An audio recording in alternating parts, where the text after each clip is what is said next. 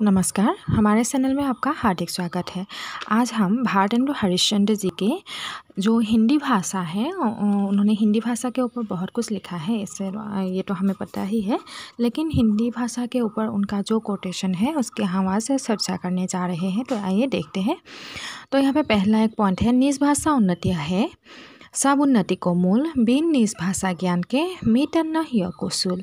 तो यहाँ इसका अर्थ दिया गया है, जैसे कि निज यानी कि अपनी, हिय यानी कि हृदय, सूल यानी कि पीड़ा। तो भावार्थ के कुछ इस प्रकार है, जैसे कि निज यानी अपनी भाषा के उन्नति से ही सभी के उन्नति का मूल आधार होता है। यानी कि अपनी भाषा की उन्नति होगा तो तभी दूसरी भाषा की उन्नति कर सकोगे। अपनी भाषा को अपना समझकर उसके उन्नति हेतु कार्य करेंगे तो सभी मनुष्य जाति का भला होगा। मातृभाषा के ज्ञान के बिना प्रत्येक कार्य क्या है, अधूरा है। और अपनी भाषा की उन्नति से ही हृदय के पीड़ा का निवारण संभव है। इसमें भारतेंदु जी ने हिंदी भाषा साहित्य के प्रति अपनी अपार श्रद्धा आस्था को व्यक्त किया है। तो हम 2 नंबर पॉइंट को देखेंगे यहाँ पे। तो 2 नंबर पॉइंट जो है उसमें भी बहुत ही सुंदर रूप से उन्होंने लिखा है, पढ़े संस्कृत जनाता करीब पंडित थे विख्यात, पे निज भाषा ज्ञान बिन कहीं न सकत एक बात। तो यहाँ पे जतन का अर्थ है प्रलय और प्रयत्न यानी कि कोशिश, और विख्यात यानी कि प्रसिद्ध, निज भाषा यानी कि अपनी भाषा, बिन यानी कि बिना। तो संस्कृत को पूरे प्रयत्न करके पढ़ने पर कोई प्रसिद्ध पंडित तो हो सकते हैं, लेकिन अपनी भाषा हिंदी के ज्ञान के बिना अपने हृदय की एक भी बात नहीं कही जा सकती। और दूसरे शब्द में जैसे कि संस्कृत को पढ़नी चाहिए, लेकिन हिंदी के प्रति लगाव उससे कम नहीं होना चाहिए। तो 3 नंबर पॉइंट है, पढ़े फारसी बोध बीठ तो हूँ भय खराब, पानी खटिया तर रहो पुन मरे बकी आप। तो यहाँ के भावार्थ कुछ इस प्रकार है, जैसे कि यदि फारसी या अन्य भाषा पढ़े तो उसमें कोई बुराई नहीं है, परंतु पलंग पर रहे मनुष्य को अंतिम जल केवल अपना पुत्र ही काम आता है। और उसी प्रकार भिन्न भाषाओं के ज्ञान होने पर भी अपनी भाषा का ज्ञान होना अति आवश्यक होता है। उसी प्रकार 4 नंबर पॉइंट है, अंग्रेजी पढ़े के यद्यपि सब गुण होइत प्रवीण, पे निज भाषा ज्ञान बिन रहत हीन के हीन। तो यहाँ कवि ने लिखा है कि उनके प्रवीण यानी कि गुणवान पंडित, निज यानी कि अपनी, हीन यानी कि मूर्ख। तो प्रस्तुत जो अंश है वह महाकवि भारतेंदु हरीशचंद्र द्वारा लिखित हिंदी भाषा शीर्षक से लिया गया है, और इसमें भारतेंदु जी की हिंदी भाषा साहित्य के प्रति अपने अपार श्रद्धा और आस्था को व्यक्त किया गया है। अंग्रेजी पढ़े लिखे भारतीयों के प्रति यहाँ कवि अपनी उदासीनता व्यक्त करते हुए मातृभाषा के महत्व की ओर संकेत करता हुआ कह रहा है कि यद्यपि यह ठीक है कि आज अनेक भारतीय अंग्रेजी भाषा को पढ़कर ब्रिटिश साम्राज्य में बड़े गुणवान तथा पंडित बने रहे हैं, तो भी भारत में रहने पर अपने मातृभाषा के ज्ञान के अभाव में वे पंडित और चतुर होने पर भी मूर्ख के ही मूर्ख बने रहते हैं, क्योंकि दैनिक व्यवहार में मातृभाषा से ही काम लेना पड़ता है। 5 नंबर पॉइंट है, सो शिशु शिक्षा मातृ बस सो करी पुत्र ही प्यार, खान पान खेलन समय सकल सिखात बियार।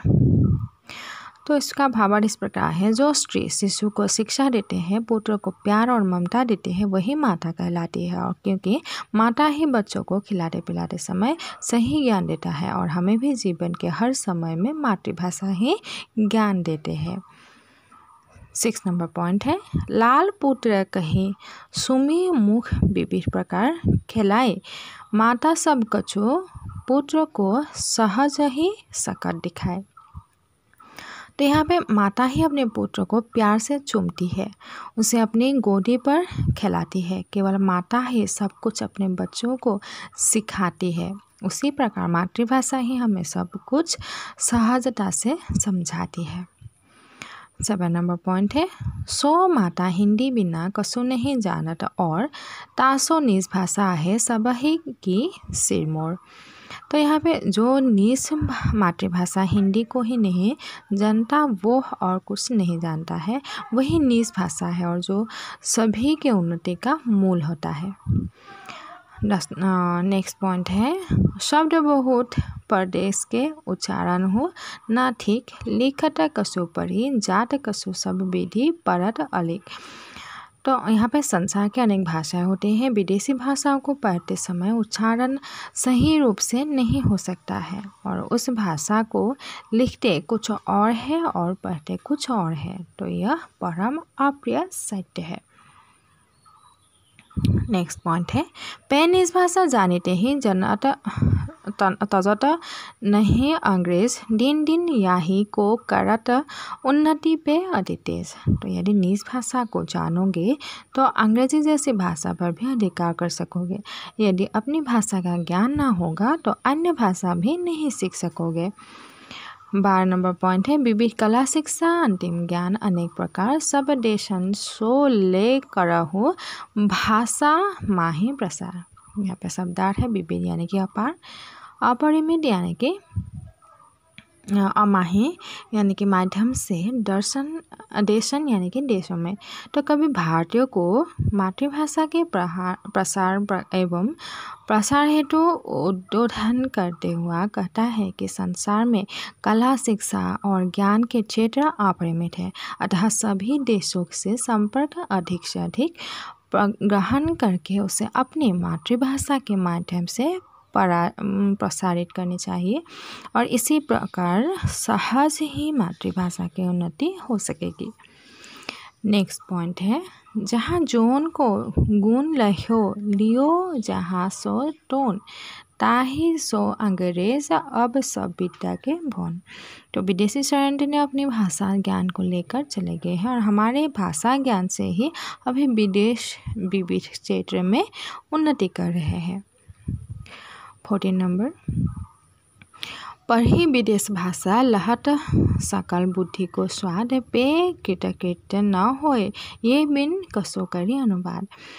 तो विदेशी भाषा पढ़ने से बुद्धि की वृद्धि होती है, परंतु विदेशी भाषा के ज्ञान को अपनी मातृभाषा में अनुवाद नहीं कर पाए तो अपने को कृतार्थ नहीं मान सकते।